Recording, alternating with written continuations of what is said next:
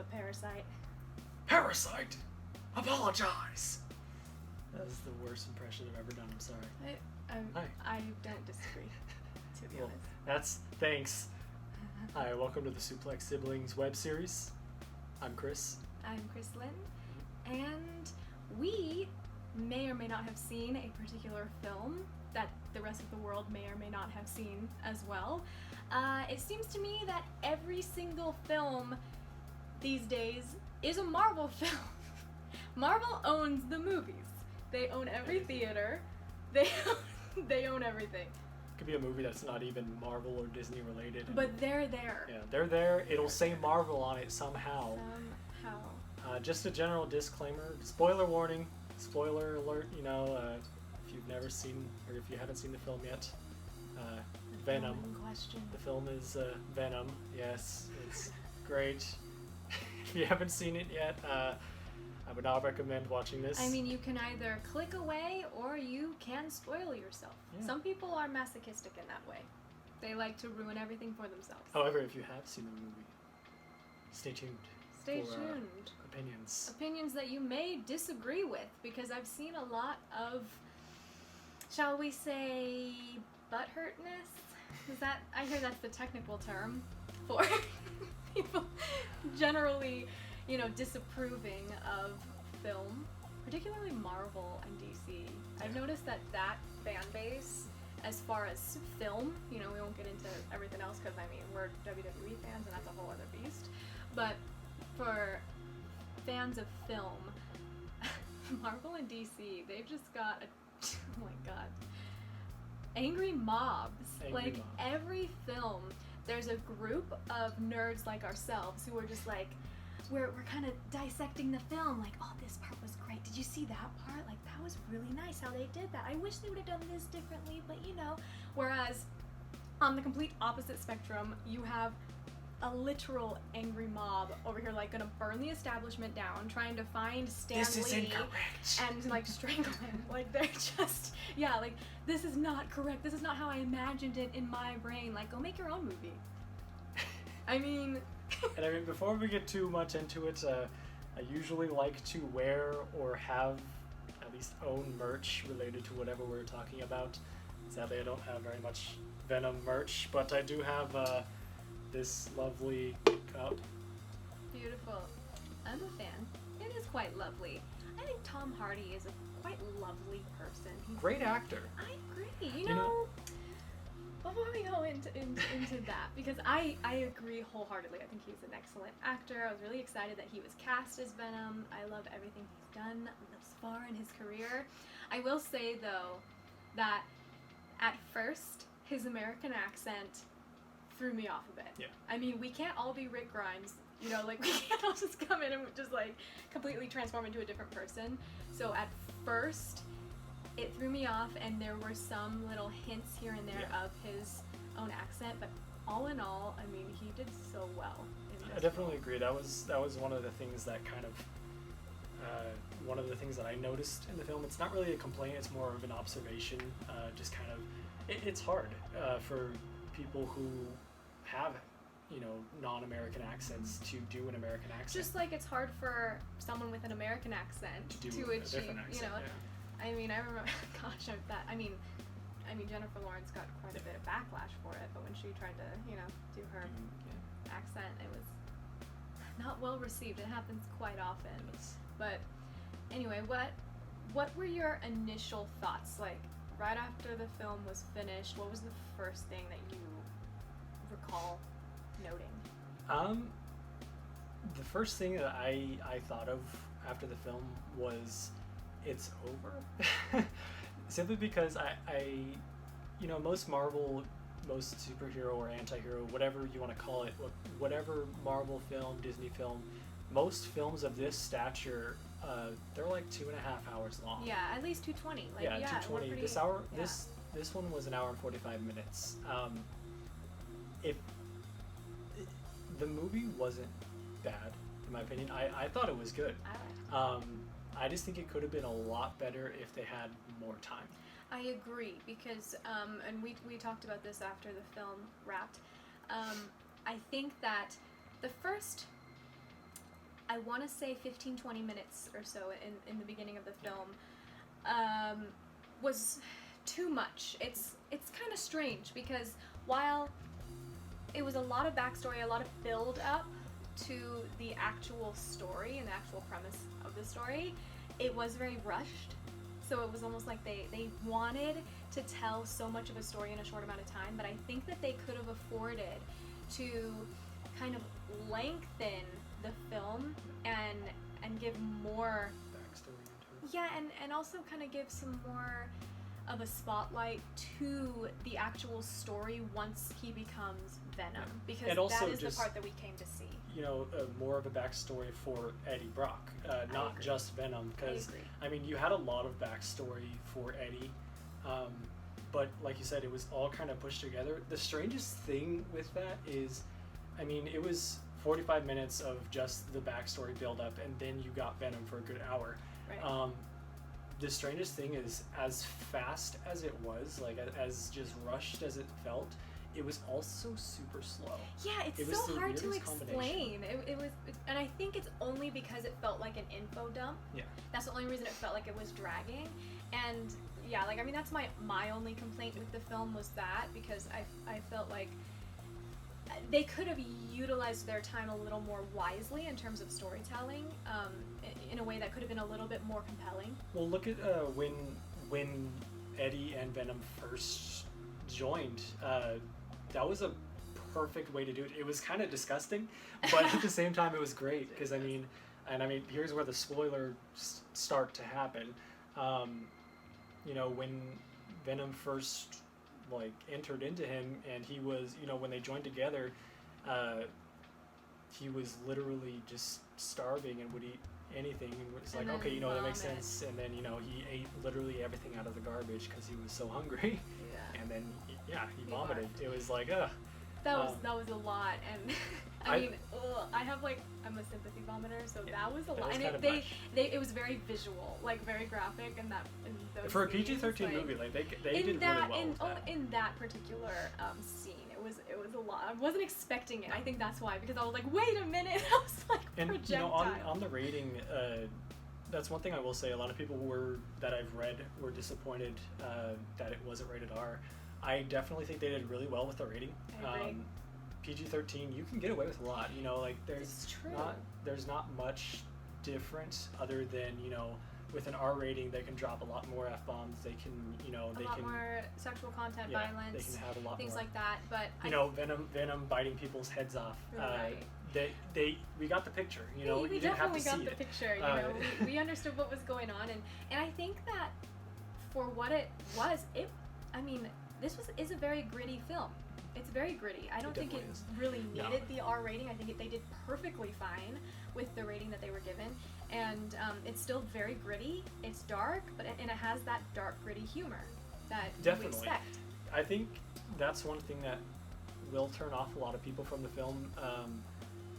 It's kind of strange how fan bases are. Not to get too into that, but I mean, a lot of people will complain about comedy in a film like this, but I mean, the comedy, like you said, it was dark. It was kind of like, oh my gosh, and did he just say that? I think that's what I liked the most about this film, was that Marvel, they do have a habit of using the bathos in their films at the incorrect times, I think, a lot of the time, you know, and there's a time and a place for humor, and I think, you know, that's why I wasn't a fan of Doctor Strange. You know, there's just a time and a place, and it just felt out of place. This, to me, was a film where it felt cohesive, like, you know, worked. And it really did, and we kind of got the picture right off the bat that as a character, that's how he copes with life. Yeah. He does have a very dark sense of humor. And it's not just Eddie, it's Venom. The character Venom, he has a very I really appreciated that. I thought that was great. I agree. The entire relationship, that's probably the best storytelling part, which is interesting because I feel like they cut out a lot of the beginning, but they left in the good parts for the Eddie Venom interactions, which it was great because all of their interactions, you saw the friendship or the I don't know, friendship probably is the best word for it. Like this you saw it develop. camaraderie. It's almost like they begin to depend on each other Yeah. for a very bizarre reason. That was another thing that I will say. In the beginning, like I said, the first 15-20 minutes, I think the dialogue is a little bit stale. It's a little hard to grasp and to get behind. I do think, though, that as the film progresses, the dialogue improves, and the inter-character relationships improve, because at first they're a little bit, like, you're not really sure where you stand, you know, what's going on. You don't really know what's what. The villain, at first, I think could have been portrayed better in the sense that I think they should have given him a little bit more time to display his personality, meaning the personality that he puts on display for the public, because it's obvious that he's a sociopathic character, and you know, he comes across at first as very likable and trustworthy, even, and there's that switch where he lacks empathy, you know, and it's too obvious. Right, he doesn't really care about his own well-being or the well-being of others, and he just wants to, you know, and I think that they could have played on that a little bit more in the beginning, kind of letting us get to know him, maybe letting us get to like him a little bit, and then... Because you know he's the bad guy, but it's one thing if it's the bad guy that you automatically hate, and it's another if you kind of like the bad guy, because it's like he's so likable, but then you're like, he's such a bad person. Exactly, because that makes it more interesting, especially this kind of character. I think he really could have benefited from winning us over. Yeah. You know, at least, you know, kind of, maybe not winning us over in the sense that we would want him to win in any case, but in the sense that we believe him. Right, you know? And that's what's interesting with that is a lot of the characters in the movie, they didn't like him, but they were like, he's right, you know, he's so smart, he knows what he's talking about. That's one of the things where when you're watching it, you're like, I see his point, but I don't think he's right because he's not right. Right, and it's like almost immediately kind of thrown in our face that, okay, so this guy has no empathy for anybody else, does not care, and that made me kind of just turned off from it and like kind of feel gross about the whole thing. And it's interesting because this is one of those films where I really think that you have to kind of take it with a grain of salt and really look at the overall story and take away from it what you will, because I think there's a lot of things about it to not like, and there's a lot of things about it to really enjoy, and I think that for the film that it was, I really enjoyed it. Honestly, I think the most entertaining parts of the film were just the Eddie and Carnage, or Eddie and Venom interaction. That too. Hey, spoiler! That too. Eddie and Venom interactions. Yeah. Because that entire development was really good, and I mean, you've got Eddie just like, dude, you're literally feeding off of me. You're living inside of me. Yes. I'm the reason you're alive, and you really. I mean, established basically right off the bat is they have to work together to survive, because if one of them dies, the other one dies. And that's such an interesting dynamic, because it's kind of like, this is the worst case scenario for anyone, but then... They're so similar, but polar opposites at the same time. Yeah. I mean, Venom even says, you know, if I die, or if you die, I die, and he's like, you know, you might just live if you cooperate with me. He's like blackmailing him. And eventually it gets to the point where he's like, you know, we have to rely on each other, which I thought one of the funniest parts was when he was just like, yeah, on my planet, I'm a loser just like you. And that's really kind of the sweet. turning What point. I really like about Venom is that it's so interesting, and I think I've seen that a lot of people didn't like this about the character. I personally really enjoyed this, that he's such a menacing looking character, and hilarious. he literally bites people's heads off. He wants to, you know, eat human beings and just destroy the planet at first, you know, like kind of take over things. But then you see, like, you feel so much sympathy for this I think creature. What really sells it is that it feels very comic book. It really because does. You know, a lot of films, they don't really feel comic book. They feel more like they're cinematic. A superhero film. Yeah, cinematic. this felt like a comic book. It because did. with all of the Venom transformations and everything, it was like that's something that would happen in a comic book. You felt like this is what's supposed to happen, which is why I don't see why a lot of people would be complaining, because that's what this is. It's based on a comic. But I think that is a lot of the reason why people are complaining. Exactly, because they're it's not going over in the to top see this cinematic Marvel film, and it is. I mean, it's visually dynamic. It is beautiful to watch, and it is a Marvel film, but it really does have that comic book feel to it, and I really like that. I think also Eddie he's an excellent protagonist because he feels very real. Yeah. You know, he's kind of relatable because it's something realistic that would happen. I mean, in the beginning of the first half hour of this movie, he makes so many mistakes. You're like, dude. And you almost don't want him to win because he seems like a bad guy at But first. then you recognize he's so human. Yeah. He's one of the most human Marvel characters that I've seen. You know. Well, he's not.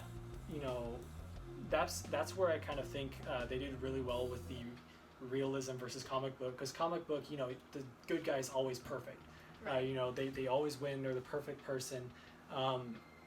He was very much, like you said, realistic, and then you had Venom, who was the comic book character. Right, so when you combine the two, it's magic. And that's why I think this was so entertaining, is because you really get the best of both worlds with the two of them, and I think that's where their money is. So I'm hoping that with the sequel, they'll really kind of run with Eddie and Venom and run with that, because that is where their money is, and I really believe that that's what everybody went to see. That's what I went to see. Speaking of the sequel, since I already mentioned it anyway, if you do watch the film in theaters, make sure you stay for the post-credit scene, because it amazes me how many people these days still will walk out of a Marvel film. It's like, come on, what are you doing? But Woody Harrelson makes an appearance as Carnage. Well, he doesn't appear as Carnage. He just hints to the fact that he is Carnage. Yeah. And he says, "When I get out of here, there will be Carnage." That particular post-credit scene was good. It's very interesting. It's very different than the rest of the film.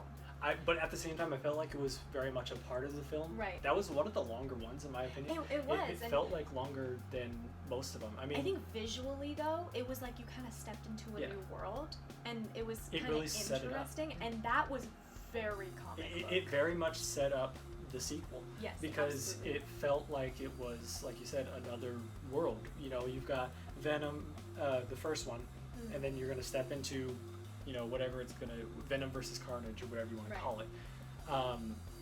That's really good. That's where I think it's really underrated. Just the way that the production was. Yeah. I could tell that there was, like I said, there were some things in the beginning where it was like, it's kind of slow or too fast. But overall, the production alone, you could tell that they really thought it through. Oh, absolutely. And there were a lot of particular shots that I thought were just beautiful. And like after, you know, I mean, I think we both kind of agreed that the final boss fight, you know, the battle was it could have been better. It could have been longer. It could have had a little bit more impact. I will say though that one of my favorite scenes in the entire film is right after that, and with the fire and the water and the ocean, and all you hear is just the sound of a piano, and it's that.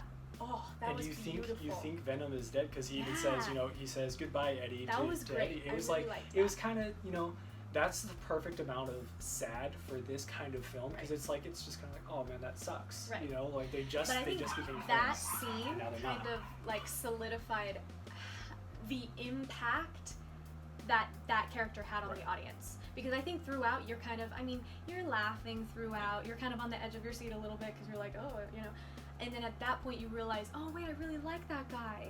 You know, when you kind of see, oh, I made a connection with this character. You know, on the whole, the fights and everything, the final fight, I thought it could have been longer. I thought visually it was pretty good. Yeah. One of my favorite parts of the whole movie, when Eddie goes back to his job that he was fired from, and he's, you know, trying to provide evidence to his former boss, all of these soldiers from, I guess, are they soldiers? I don't know. From the life organization or foundation, whatever life. They show up. That fight scene was one of my favorite parts because that was great. so well done. Honestly, most of just the action in the movie was really good.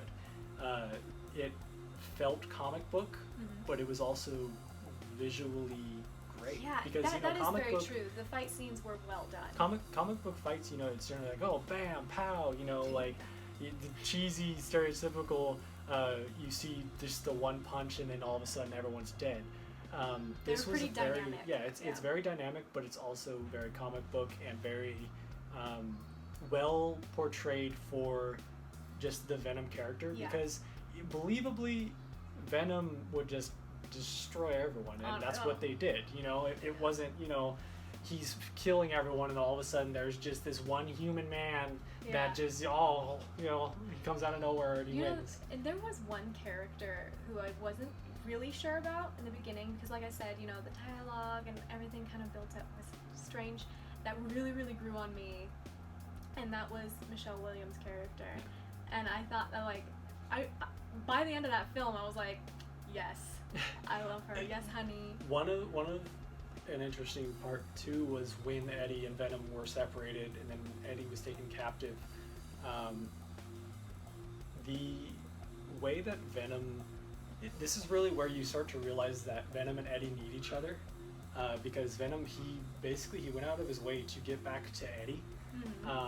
He went inside the dog, and then the dog found her character. I'm sorry, I don't remember her name. And he ended up transferring into her. When she showed up to save Eddie, it was really cool. It was pretty interesting how he kind of inhabited her body and used her as a host. It wasn't like because throughout the entire film you see, these symbiotes being tested on people and it's killing them. Yeah. And it's one of those things where it's kind of a running joke in the film where they're like, oh, they're parasites, and hence the joke in the beginning if you haven't seen it. But she was just, I don't know if it was just she's the perfect match for the symbiote, because that was the whole thing, was that Venom and Eddie are a perfect match in terms of their biology and their DNA. That was, they perfectly linked up. Yeah, I can tell that, if any comic book people are going to watch this, they're going to be very upset that we don't know this, but you didn't already know that? But no, I just overall, I thought that film was good. I agree. I guess it comes down to, number one, would you recommend the film, and would you see it again? Definitely. It's one of those, I'm going to buy this. When it comes out, I will buy it, because it's one of those films where it's fun. I think that's what really a lot of people lose track of, is that a movie it's supposed to be fun. It's entertainment. This is definitely a fun movie. It's not too serious. It's not too dark. It's just fun. Yeah. And I think it's to a point now where people really need to calm down with their expectations of film adaptations, whether it be of a book, a comic, a remake of an old film. I think we really just have to go into it with new eyes and fresh expectations, and not kind of come in with this idea of how it has to be, or else we won't enjoy it, because somebody else is creating art, you know what I mean, and from their subjective lens. So I think just allowing yourself to see this movie for what it is, and allowing yourself to be entertained, it'll do it for you. And we're not necessarily saying, don't judge a book by its cover, whatever. If you don't like a film, whatever. If you don't like this film, whatever. We've all done it. Me personally, just recently, I saw the cast for the Witcher series that's supposed to be coming to Netflix, and I'm like, it's not correct. But at the same time, I'm like, okay, I'll give it a chance. It's one of those things where you just kind of have to take a leap of faith, I guess. Yeah. Just kind of see it for what it is. Yeah. And let yourself kind of formulate an authentic opinion about what this is, not about what you wanted it to be. Because from what I can say, when I went to see Venom in particular, I had an idea of what I was going to see and what I wanted to see, and this wasn't exactly it, but I really enjoyed it for what it was. I didn't enjoyed expect it to be such a fun, over-the-top film where it was like, okay, It was kinda goofy. it's entertaining, it's goofy, right? Yeah.